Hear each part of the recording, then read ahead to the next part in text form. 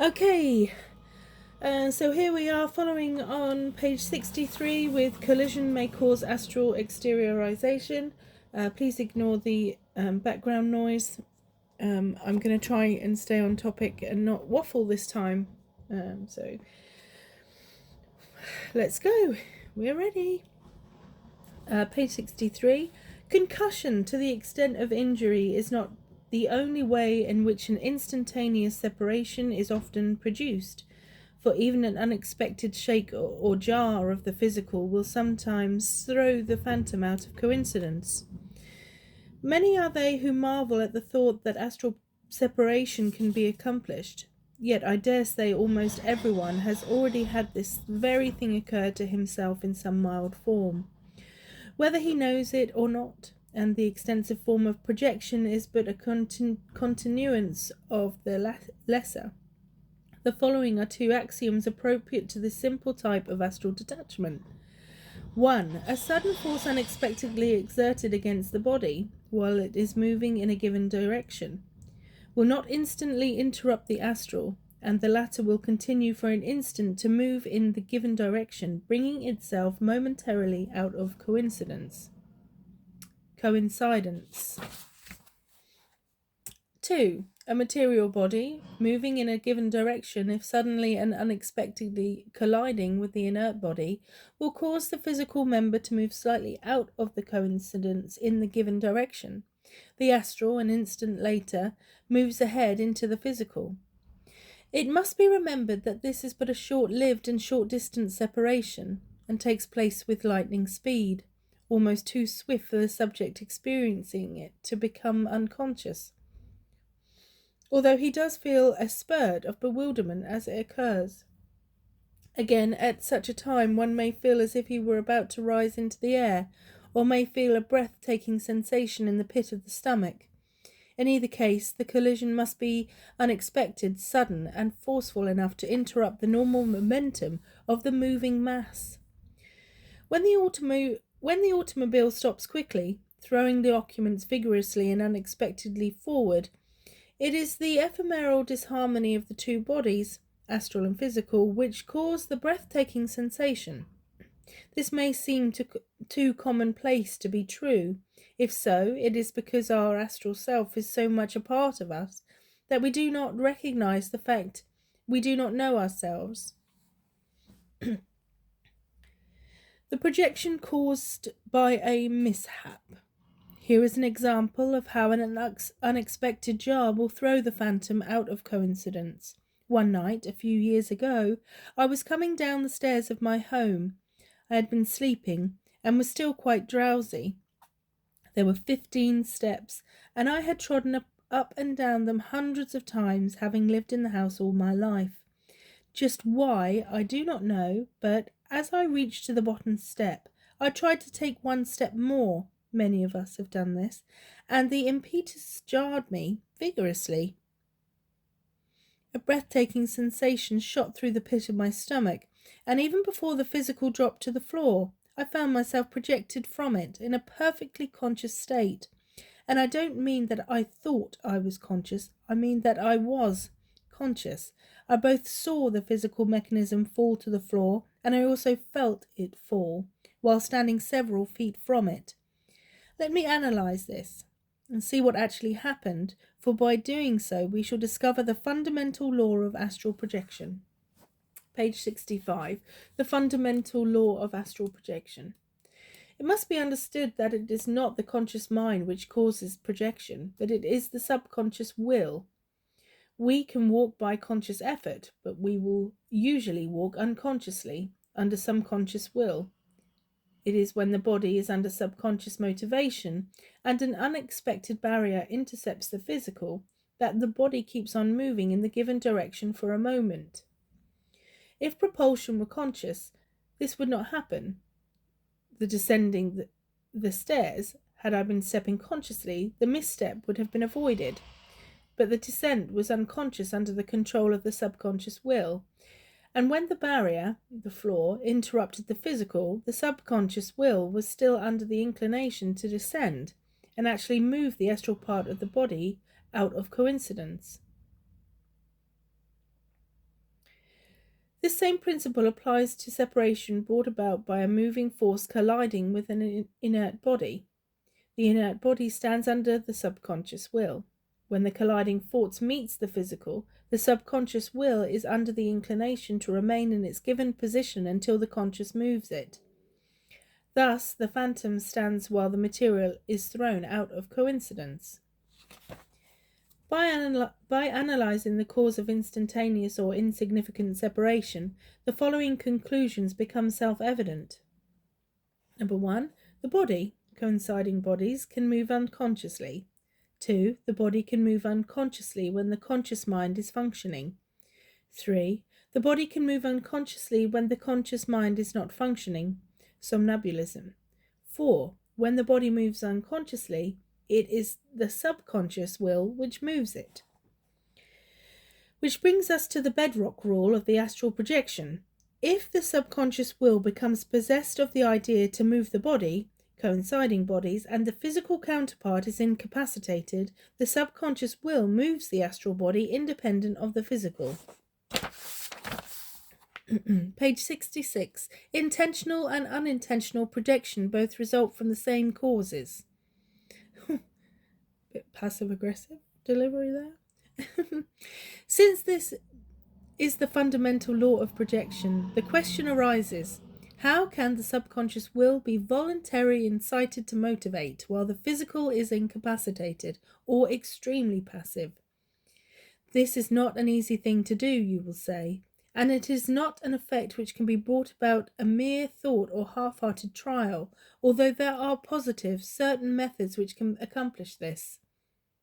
If we locate the causes which promote unintentional projection of the astral body, and put these causes to work intentionally for the purpose of projection, then is there a reason why it cannot be brought about at will?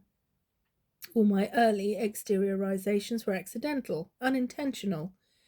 At first I believed that somehow I possessed some unnatural power which others lacked, but by making lengthy study of the manifestations as they occurred, and noting with care all the peculiarities encountered, I eventually was able to determine the causes which brought about the seeming miracle, putting these causes into being.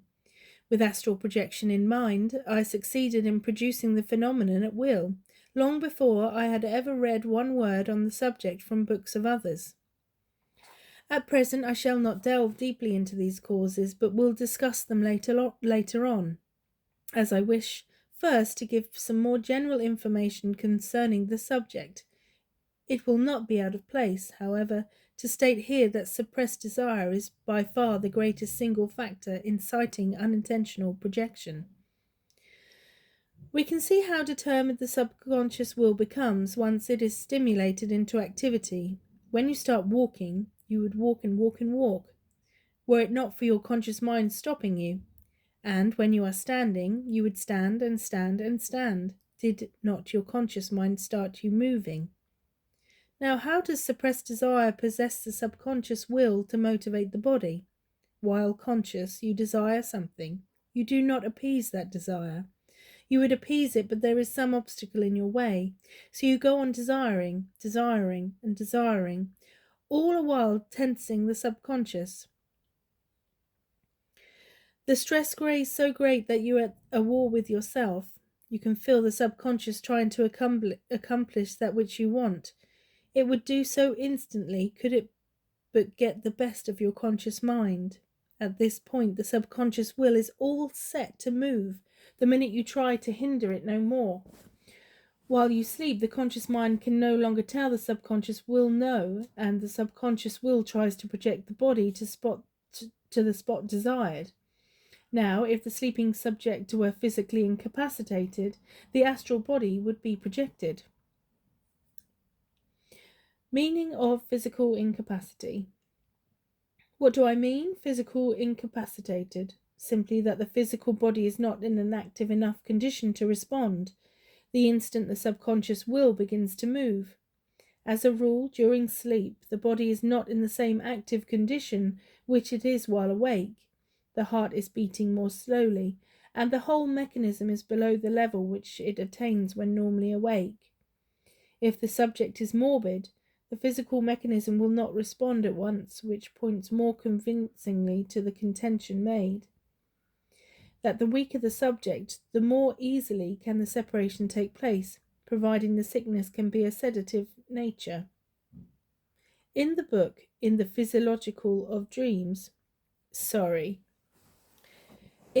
Psychology of Dreams, Wolf says, once sleep has actually begun, certain changes take place in the physical structure. The heart and the respiratory rates become slower, less forcible. There is a fall in blood pressure and warmth of the skin, an increased production of sweat. The stomach, intestines, kidneys, liver, and other organs are active, though at least lessened pace, since the amount of work required by the physical structures is much less than when awake. These parts are enabled to rest. Since repair exceeds waste, the various structures are sufficiently recuperated after a due amount of sleep. So by physical incapacitated is meant a condition of unusual passivity, whether the subject be bedbound through illness or soundly sleeping, so that he will not become instantly active when the subconscious will becomes possessed to move the body. Consider the somnambulist. While he sleeps, the subconscious will becomes possessed to move the body, usually through suppressed desire.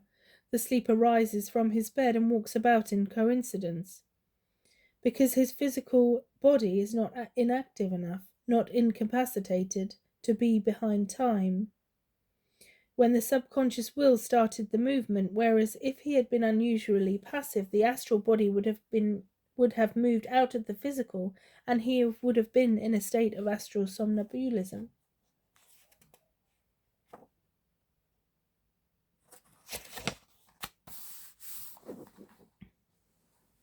Where and what is the conscious mind? What is the composition of the conscious mind? Where does it exist? Where is the conscious mind when it is not conscious? These are questions which cannot be answered by the most sagacious or occult philosophers, and they no doubt always will remain but material for speculation. We know not even the bounds, the nature, or the locality of the conscious mind. Still, we know we are using the mind and that it, apparently, becomes unconscious. Yet where is it, during unconsciousness? That is the great question. It seems almost ridiculous to believe that the conscious mind can instantly evaporate into nothing, as coma intervenes, as to believe that it is in existence during the interval of coma, without our being aware of the fact. Now, if it were possible for the conscious mind to become nothing during the interval of coma, how could it recreate itself at the end of that interval with duplicate perfection from nothing? And on the other hand, if it can still be in existence throughout the oblivious period, how can we account for the fact that we are not conscious at the place where the consciousness exists? And where does consciousness exist? The more one probes into the riddle, the more probing will become necessary. To dwell upon it for a moment should convince even the most hopeless egotist that he does not know himself very well, after all. That the mind is self-evident, but what becomes of it during coma remains unfathomable. Some contend that it is the senses and not the conscious mind which makes the exit, that without sense functioning there would be no consciousness. But can the nature of the senses be divined any more than the conscious mind can be defined? What are the senses? How do they work? What makes sensibility? Where is sensibility? During an unconscious, attempting to solve one mystery by substituting another, it only results in having more mysteries to solve. Others are on the opinion that, when coma intervenes, the conscious mind is exteriorized into the astral body. Therefore, one is unconscious. But how is it that the subject is not always aware of being exteriorized in the astral body at every intervention of oblivion? If this were true, how is it that we ever sleep? Where is the somnambulism's conscious mind? That can be but one reply: we do not know.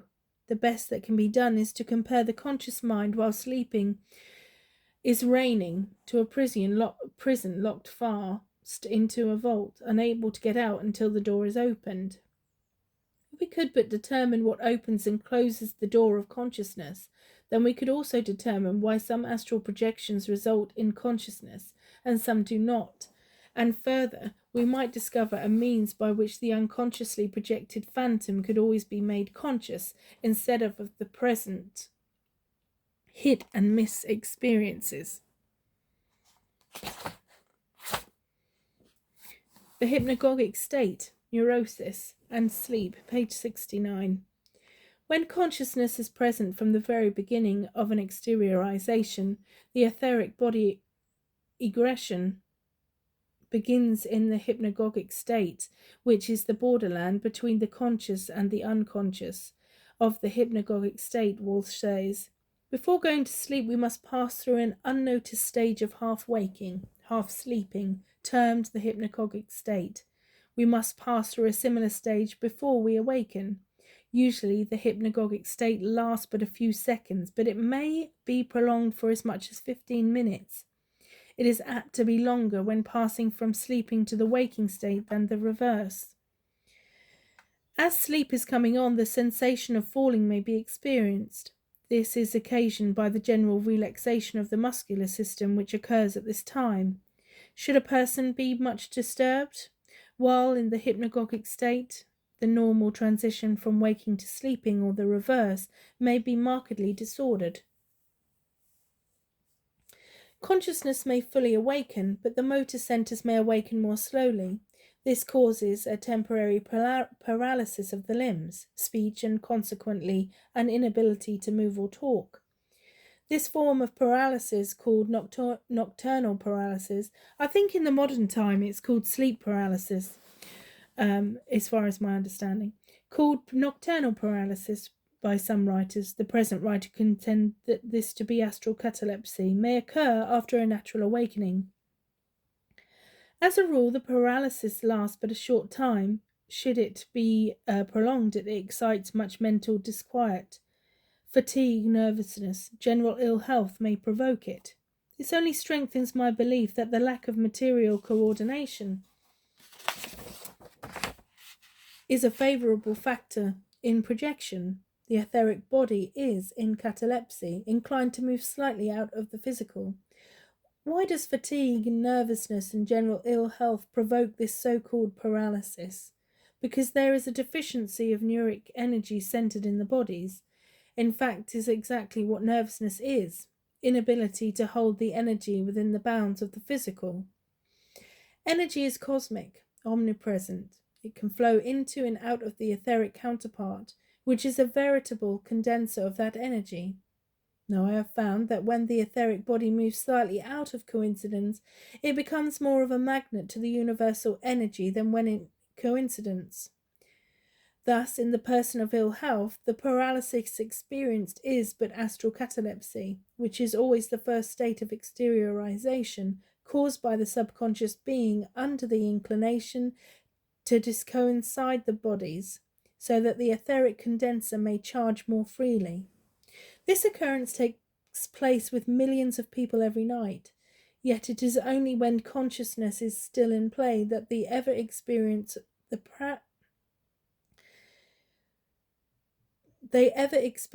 paralysis or the catalepsy. What is thought to be an aura resting above sleepers and seen by seers is in reality the etheric body out of coincidence a few inches. As a rule, in normal persons, consciousness is lost before the phenomenon begins.